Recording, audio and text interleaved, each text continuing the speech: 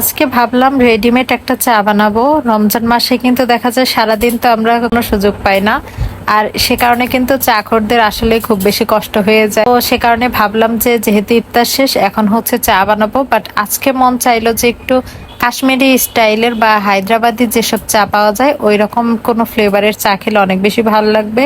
তা আমি খুবই কনফিউজ ছিলাম যে আমি আজকে মাসালা চা খাবো নাকি হচ্ছে হায়দ্রাবাদি। তো তারপর মনে হলো যে পিঙ্ক কালারের হচ্ছে যে চাটা, এটাই হচ্ছে আজকে টেস্ট করি। কারণ মাসালা চা তো দেখা যায় অনেক সময় আমরা বাসায়ও হচ্ছে বানিয়ে, অনেক সময় দেখা যায় এরকম রেডিমেড পাতার হচ্ছে চাগুলো খাই।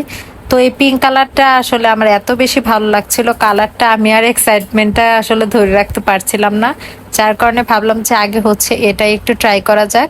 আমি হচ্ছে ফার্স্টে ভেবেছিলাম 2 কাপে 2 ধরনের চা বানাবো। আর এটির স্মেলটা আমি নিচ্ছিলাম আর একটু অবাক হচ্ছিলাম যে স্মেলটা তো হচ্ছে অনেকটা এলাচি একটা ফ্লেভার, বাট কিন্তু ছিল একদম পিঙ্ক কালারের একটা চা।